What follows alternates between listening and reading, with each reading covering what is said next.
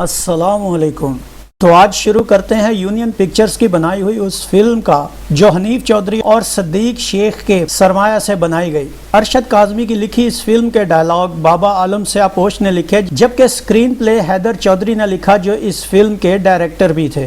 Cameraman रियाज बुखारी की अक्सबंदी में तैयार शुदा इस फिल्म को जावेदा स्टूडियो और बारी स्टूडियो में तैयार किया गया, जिसमें शीरी, अकमल, बहार, आसिफ जा, सावन, जीनत, अजमल, जहूर शाह, फजल हक, रजिया, फरीदा, एमडी शेख, फैजी, फरजाना और चुन चुन के साथ असद बुखारी बतौर मेहमान अदाकार शामिल थे।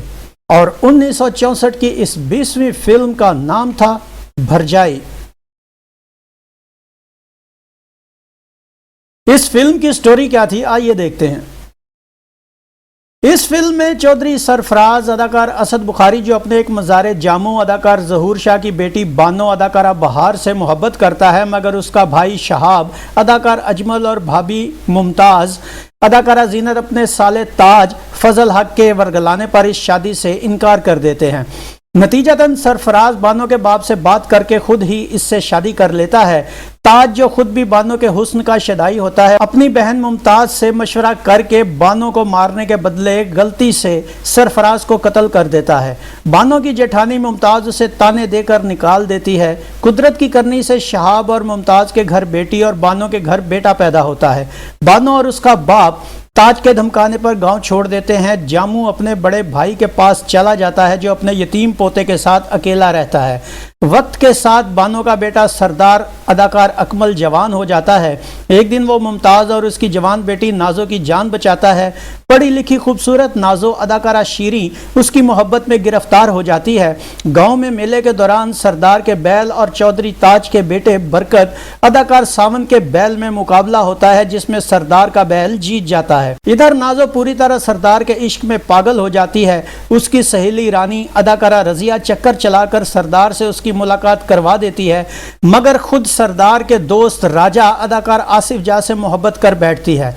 उधर नाजो का मामा ताज भरपूर कोशिश करता है कि नाजो और उसके बेटे बरकत अदाकार सावन की शादी हो जानी चाहिए, मगर शहर की पली बड़ी और पढ़ी लिखी नाजो की मां साफ इनकार कर देती है। नाजो और सरदार की मुलाकातें शुरू हो जाती हैं, लेकिन बरकत को शक हो जाता है। एक दिन वो नाजो और सरदार को पकड़ लेता है, मगर सरदार से मार खाकर वापिस आकर अपनी फूफी मुमताज को शिकायत करता है, जिस पर नाजो को कमरे में बंद कर दिया जाता है। मगर रानी चक्कर चलाकर नाजो को रात के अंधेरे में वहां से निकाल देती है। नाजो सरदार के घर पहुंच जाती है, मगर सरदार गैरत का मुजाहरा करते हुए नाजो को उसी रात वापिस उसी के घर छोड़ने चला जाता है, जिस पर नाजो की मां मुमताज उसकी शराफत से मुतासिर होकर सरदार और नाजो की शादी पर रजामंद होकर उसे अपने बड़ों के साथ अगले दिन आने की दरखास्त करती है। अगले दिन सरदार अपनी मां बानो के साथ नाजो की हवेली आता है, मगर मुमताज बानो को पहचान कर सरदार के सामने उसे बेइज्जत करती है। सरदार इस बात पर सीख पा होकर अपनी मां को लेकर वापस चला जाता है और घर जाकर मां से सारी सूरत हाल पूछता है, जिस पर बानो सरदार को सारा सच बता देती है कि वो आधे गांव का मालिक है। हकीकत जानकर सरदार हवेली जाता है, जहां उसका बूढ़ा ताया शहाब भी मौजूद होता है। मुमताज के पूछने पर सरदार बताता है कि वो सरफराज का बेटा है। ये सुनकर फालिज का मारा शहाब अदाकार अजमल यानी उसका ताया ठीक हो जाता है, मगर इसी दौरान बरकत आकर सरदार पर खंजर फेंकता है। सरदार के हट जाने पर वही खंजर उसके बाप ताज को जा लगता है, जो मरते वक्त इस बात का एतराफ कर लेता है कि सरफराज का कातिल वही है। सरदार बरकत के पीछे जाता है और इससे पेशतर के वो उसे मार डाले राजा पुलिस लेकर पहुंच जाता है और बरकत गिरफ्तार हो जाता है। मुमताज बानो से साबका रवैये की माफी मांगकर नाजो और सरदार का रिश्ता तय कर देती है और राजा की भी रानी से शादी तय पा जाती है। यूं फिल्म का हंसी खुशी इख्तिताम हो जाता है।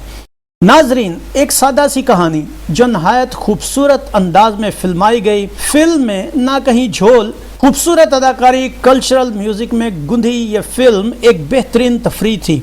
अकमल, जीनत, फजल हक, सावन, रजिया, आसिफ जा, سب اپنے اپنے رول میں فٹ رہے۔ بہار اس فلم میں ینگ ٹو اولڈ کریکٹر میں نظر آئیں اور شاید یہیں سے بہار کے فلموں میں ماں بننے کی ابتدا ہوئی۔ شیریں اپنے اسی سپاٹ اور بھاری بھرکم لہجے کے ساتھ اس فلم میں بھی موجود تھیں، لیکن اس فلم میں شیریں قدرے سمارٹ نظر آئیں۔ فلم کے گانے بھرپور پنجاب کلچر کی عکاسی کرتے تھے، جنہیں بابا عالم سیاہ پوش اور تنویر نقوی نے لکھا۔ موسیقی کی دھنیں منظور اور اشرف نے ترتیب دیں، جنہیں نسیم بیگم، نذیر بیگم، مسعود رانا، فضل حسین اور شوکت علی نے گایا۔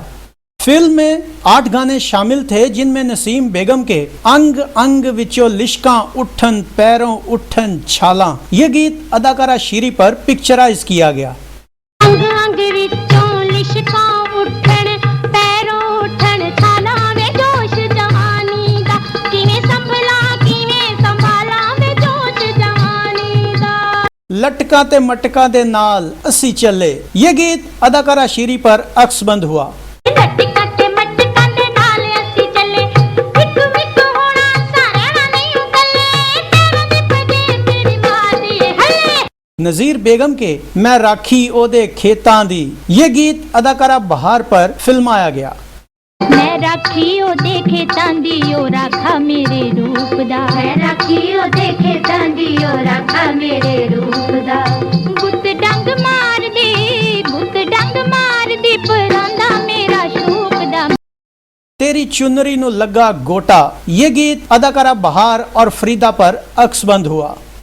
تیری چنری نو لگڑا گوٹا نی تیرا نچدا پوٹا پوٹا نی۔ مسعود رانا کا در در تو سانو ٹھوک کر وجے یہ گیت اداکار ظہور شاہ اور اداکارہ بہار پر پلے بیک کیا گیا۔ در در تو سانو ٹھوکر وجے کی لکھیاں تقدیراں پینگ ٹوٹ گئی ہلارے کھا کے یہ گیت بھی اداکار ظہور شاہ اور بہار پر پلے بیک ہوا۔ فضل حسین اور نذیر بیگم کا میں راجا واں تو رانی ہے دعاں دی ایک کہانی ہے یہ گیت اداکار آصف جاں اور رضیہ پر شوٹ کیا گیا۔ اے راجا ماں تو رانی دوواں دی ایک کہانی ہے دوواں دی ایک کہانی ہے۔ شوکت علی، مسعود رانا اور نسیم بیگم کا ٹریو علی دم مست کلندر وسیں تو دل دے اندر یہ گیت اداکار اکمل، اداکار ساون اور اداکارہ شیری پر پکچرائز کیا گیا۔ علی دم مست کلندر دم مست کلندر وسے تو دل دے اندر وسے تو دل دے اندر۔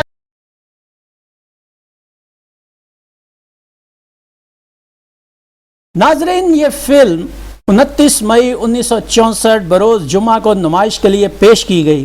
اکمل اور شیری کی 1.5 ماہ پہلے ریلیز ہونے والی فلم پانی کے بعد یہ اسی جوڑے کی دوسری فلم تھی اور بعض سینز ایسے تھے کہ جس میں دونوں فلموں میں مماثلت پائی گئی، جیسے اس فلم میں نازو کا گھر سے بھاگ کے آ جانا اور اکمل کا غیرت دکھانا، یہاں تک کہ مکالمے تک ایک جیسے تھے۔ اور مزے کی بات یہ ہے کہ دونوں فلموں کے ڈائلاگ بابا عالم سیاہ پوش نے ہی لکھے تھے۔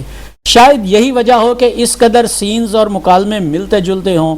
بہرحال عوام نے اسے مسترد تو نہیں کیا مگر اتنی پذیرائی بھی نہ دی، کیونکہ فلم کی کہانی اور نام کا بھی آپس میں کوئی تک سمجھ نہیں آ رہا تھا کہ بھرجائی نام کی وجہ تسمیہ کیا ہو سکتی ہے۔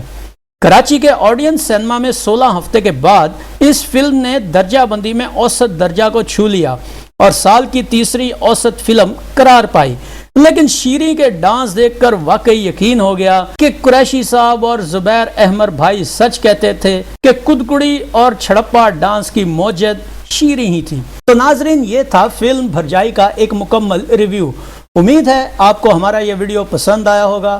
اگر ہمارا یہ ویڈیو پسند آیا ہو تو اسے لائک کیجئے، ہمارے چینل کو سبسکرائب کیجئے اور بیل آئیکن کو دبانا مت بھولیے گا تاکہ ہمارا آنے والا ہر نیا ویڈیو آپ تک پہلے پہنچے۔ کمنٹس باکس میں اپنی رائے کا اظہار ضرور کیجئے جو ہمارے چینل اور ہمارے ناظرین کے لیے مزید معلومات کا سبب بنے۔ اس ویڈیو کو شیئر کیجئے تاکہ ہماری یہ معلومات آپ کے ذریعے دوسروں تک بھی پہنچے۔ گلفام کو اجازت دیجئے، اگلے ویڈیو میں ایک نئی فلم کے ریویو کے ساتھ آپ کے سامنے دوبارہ حاضر ہوں گے۔ اپنا بہت سا خیال رکھیے گا۔ اللہ آپ کا حامی و ناصر ہو۔ اللہ حافظ.